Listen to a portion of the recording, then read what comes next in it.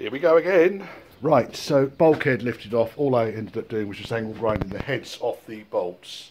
There's enough room for half a cutting disc, that sort of diameter, to go in between the actual mounting points here. And as you can see, this body mount here wasn't doing anything anyway. This is the body mount on the driver's side. And on the passenger side, it was a little bit better, but not a lot. I think that this area is all going to get replaced anyway. Yeah, that's that.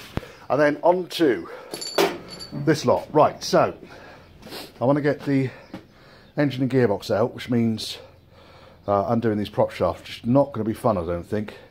But as the gearbox is going to end up being stripped down, I might just end up just cutting the heads off the bolts again. These ones here aren't quite so easy, but working from above, we should be able to do something. Get the prop shafts off. The speedo cable's already out and looped around. There's a whole load of shit like these breather pipes and stuff, which is all part of the C suffix. So an A-suffix Range Rover wouldn't have those breather pipes like that. I shall attempt, I think, to lift the engine on its own, and then the gearbox can come out afterwards. Because this gearbox is just so heavy, it's ridiculous. For the exhaust, I'm just going to cut everything. I'm not going to fuck around here. It's just too many rusted bolts to lift this thing out sensibly. Some of the ancillaries can come off the front of the engine, bits I want to keep. So alternator, it looks interesting, beefy old unit here. Yeah, quite a beefy unit. Viscous fan, feels like it works. Get all this lot off, and then we can take it from there. Once I've got the engine and gearbox out, then I can roll this whole chassis outside, and I want to cut all of this frame off the back here. All of this lot needs to come off. And then I can start seeing what needs to be done. Now, what I did notice while I was fiddling around this morning is these swivel balls look really clean, don't they? Really clean. They might have been replaced quite recently. There's hardly any bolts holding this one in. It looks like someone might have tried to retrieve it. And also that caliper's been restored, and, you know, someone's done a reasonable job of, you know, that restoration. So again, all kind of points to this car has been looked after at some point. So there's the front axle number, which is a 35501 reference number. So front axle's original. I don't know why I get so kind of bogged down with the originality of it, but yeah, I think some of the comments have been around having some fun with an engine for this car when it's done. And something big and lazy like a 4.6 or a 5 litre V8, dressed up to look original, but perhaps running EFI could be a laugh, couldn't it?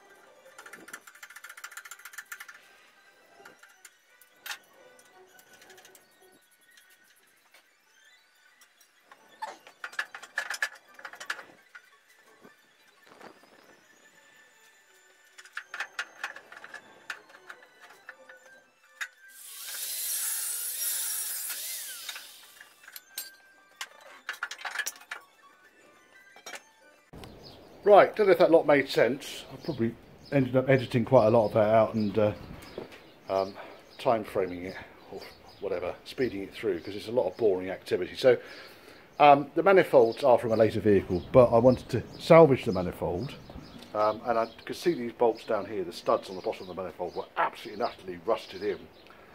However, that said, this exhaust doesn't look like it's done any miles. In fact, the sticker is still on the rear silencer. So I think that someone prepped this car, did a shitload of work on it to go off-roading, put blue springs on it, yellow brake calipers and so forth, and never actually ended up doing anything with it. Brand new brake pads on this side. There's no other front caliper, but there's brand spanking new brake pads in here. And the discs even would have been new. Not vented, of course, because they wouldn't be. The big disappointment has been the 5 litres of water and 2 litres of gloopy water that poured out of the sump. Yeah, I don't think that's going to be any good at all. If the crank's been sitting in all that water, it will have utterly ruined it. Now, we've obviously we're ready for the lift now on the engine. I'm unbolted all of the bolts around the bell housing. We're pretty much ready to pull that out. The actual gearbox itself should kind of rest on the cross member, but I'm going to put a wedge of piece of wood underneath there, just to make sure that it does actually sit there quite comfortably. Yes, we have. We have to go up a little bit higher to get the mountings out. I'll mount 2 mounts. Probably going to have a big fucking lump of wood under there now.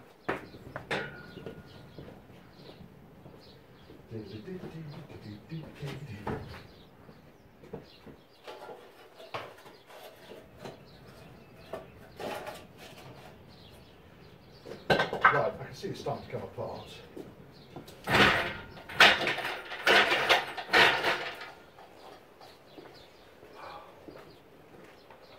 It's going apart on that side.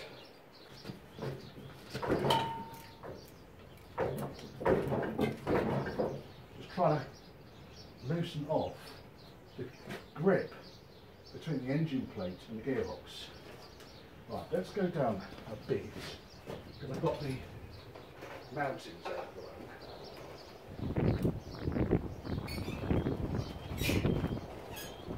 Right, there we go. So now the gearbox is start to open up as it is. Right. So now let's just jack it. On a load level it would have been helpful, but I couldn't be asked to get it out.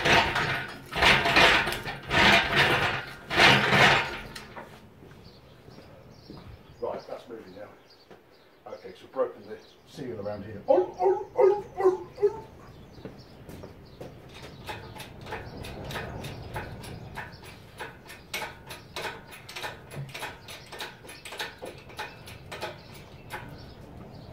Just going to go up now. Now I've got it like that.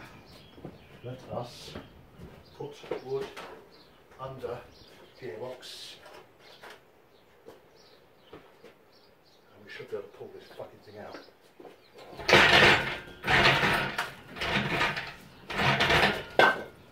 Fucking wood falls out.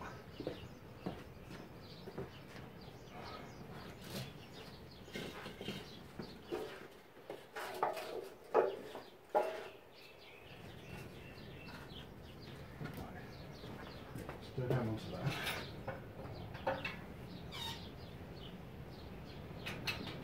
That looked promising. There we go. Right, it's actually starting to move now. I can feel it. Tell you what, gearbox mounting's torn at the back. There's nothing holding that gearbox on there.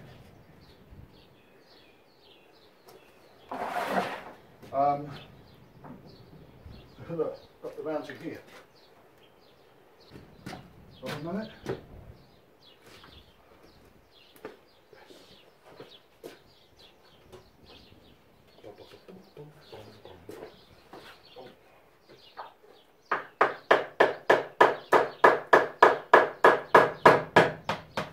Okay.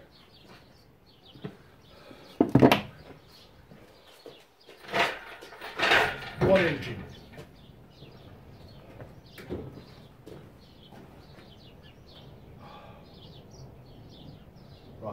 you out and put you on the floor now. And see what on earth we have got here on this engine.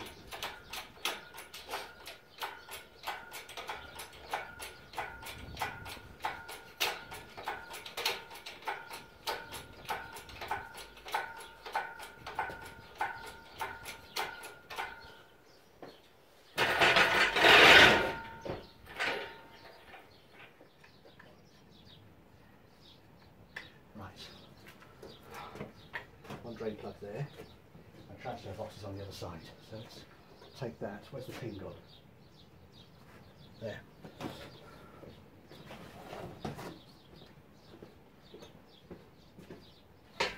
Ow.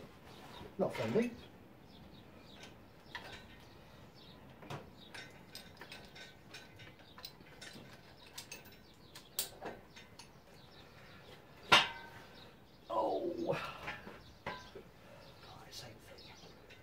Should go through there, which it will do. That goes on there, and that goes on there. Now this should come up quite level now. We really want to get this mount undone on this side though. Let's just take up the slack first of all.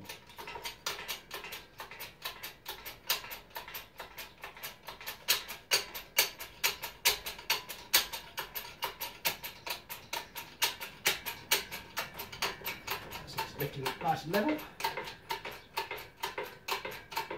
Like the mount on this side is causing problems.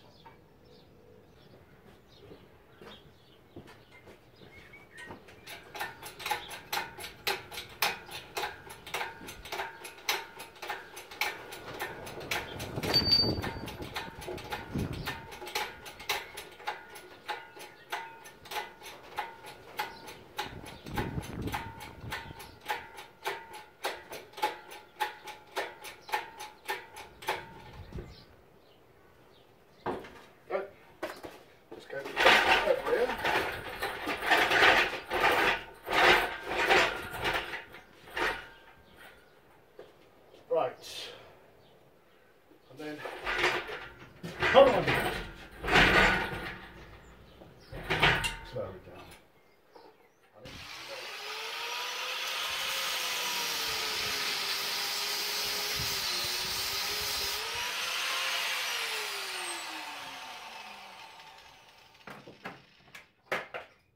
Bastard.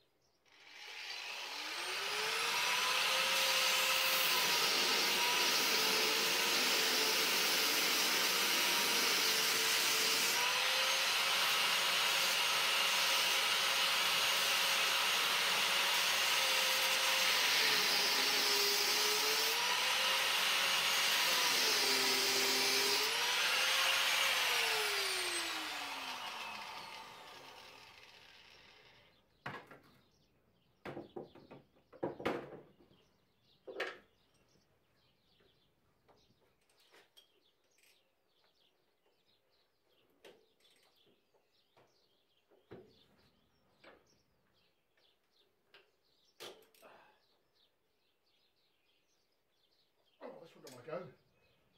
Let's put a new disc on. It's not dug deep enough. Ooh.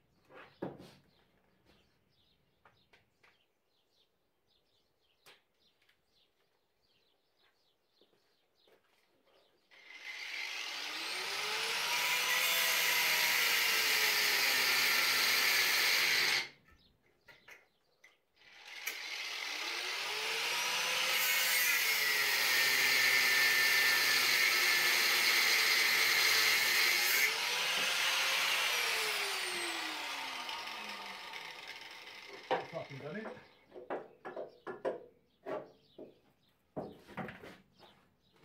Bolt's actually rusted into the that was warm yoke. Right,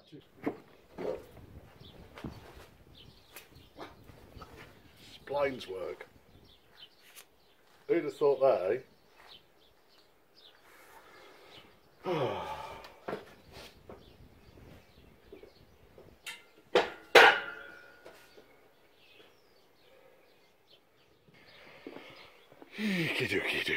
Nice day out today, isn't it? Most pleasant. Right, I'm going to get all this frame off here now. So I'm going to go over it with a wire brush, find out where all the welds are. There would appear to just be welds on these bits here. I don't think anything else is welded. Oh, it's welded onto the turret up here. That's a pain in the arse. Alright, okay. Well, we can soon figure out how that is welded on. Bolts and things need to be cut off to get these arch liners out, and then we can start to unpick where it's welded in. These are pop riveted on the inside.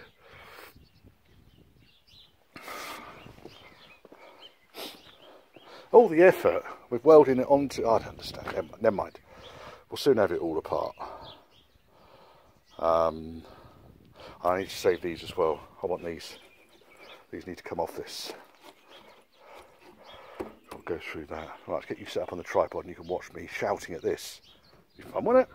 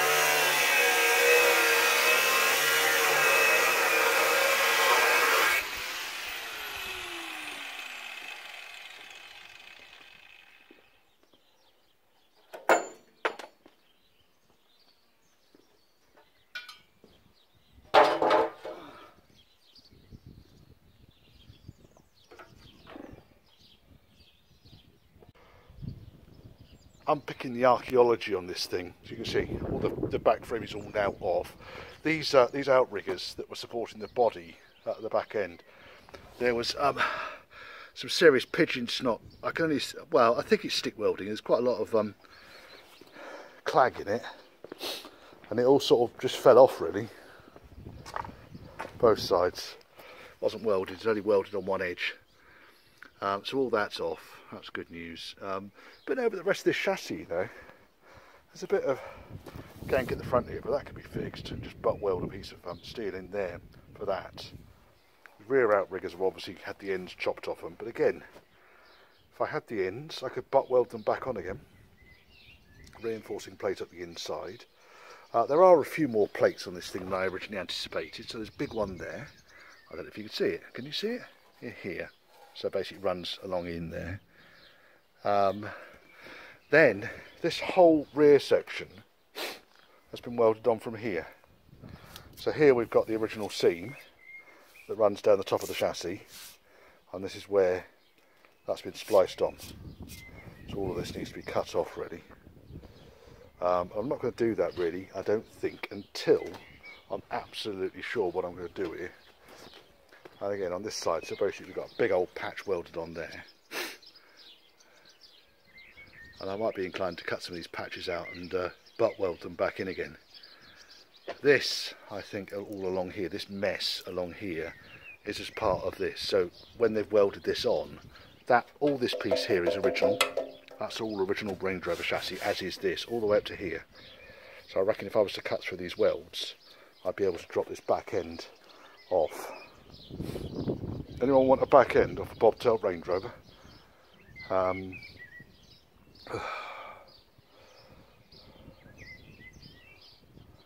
Oh, it might do someone.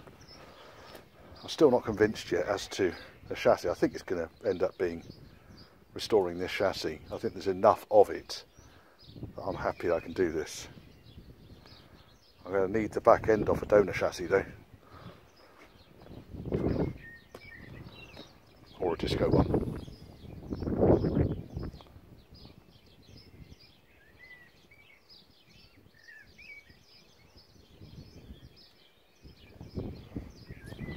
And then the rest of this thing, pretty solid.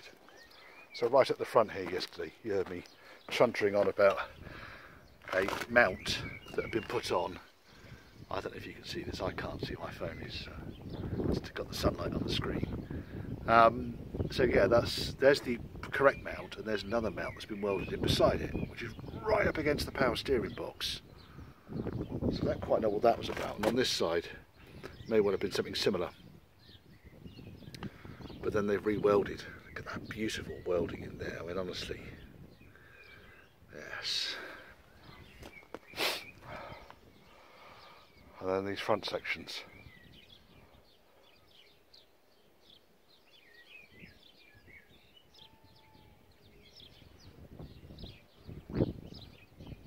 Oh, it's a bit of a laugh, isn't it? A big old pile of scrap steel though. So that bit there is it's the remains or a modified correct style rear cross member, and then someone's cut the mount off the bottom banar and welded it onto the back, because the mount should go here on both sides. And look, they've cut that open as well. Oh, I'll tell you what they've done there. That's the correct profile there, and they've cut this and banged it down here. Quite a lot of work really, wasn't there?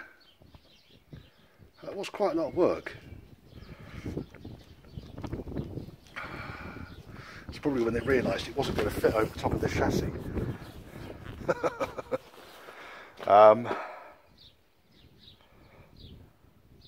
Yeah, nice bit of angle. And two truck wheel arches over here.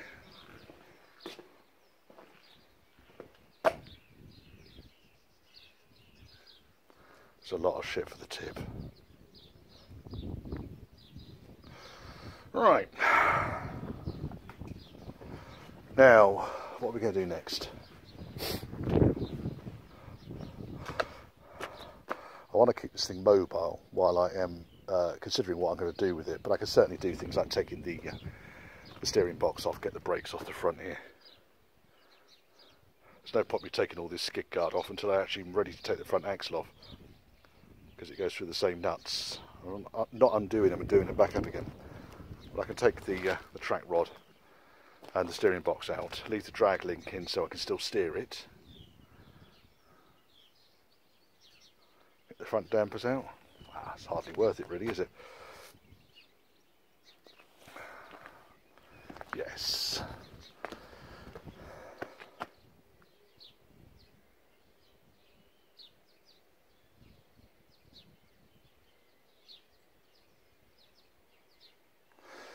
Probably the next step for it would be to grip blast it.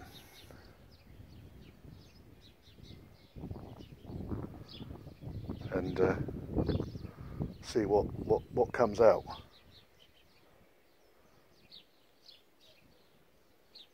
there's still a considerable amount of weight in it. I think there's probably still 200 or 300 kilos, 200 kilos or so in the chassis.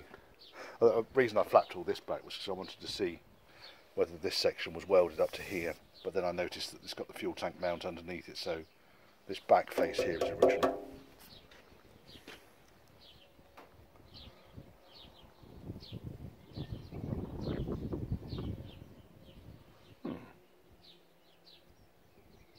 It's a bit of a laugher, isn't it, eh?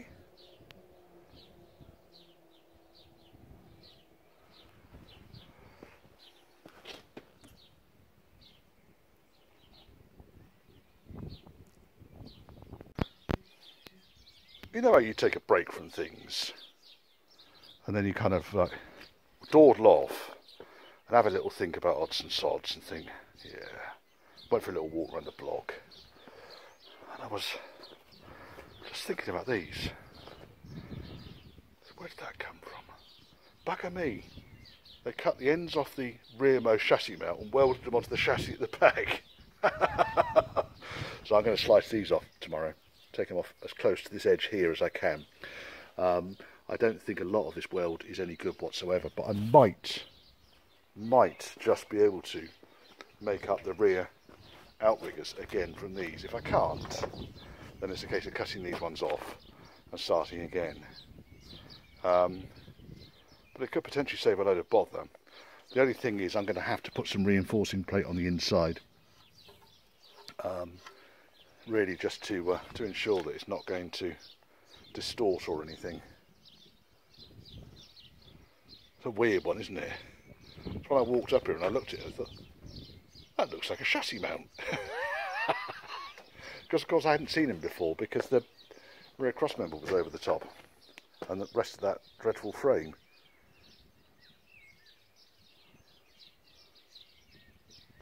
I'll cut those off quite tidily.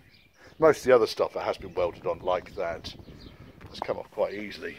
So you can see here I just really cut through the weld rather than cutting the component itself. And on the other side I didn't even have to really cut it. In fact, you can see here it's not been welded down the back. It might just be a little... No, there's no weld down the back edge of it.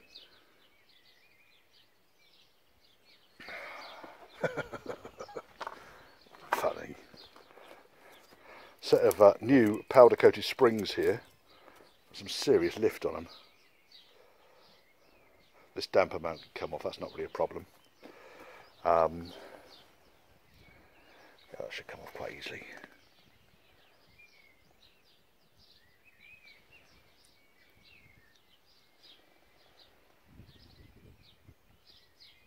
I wonder where this thing came from. It just looks like it's kind of factory built for the purpose. This rear end of the chassis. Anyone know?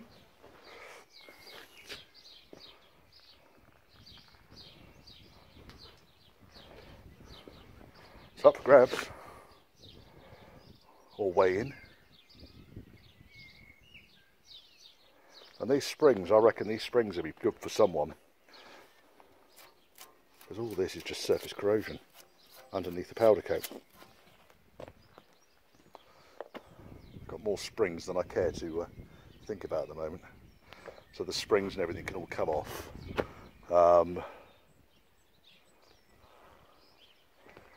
These front springs similarly, I think were put on the last time this car was off the road, I reckon.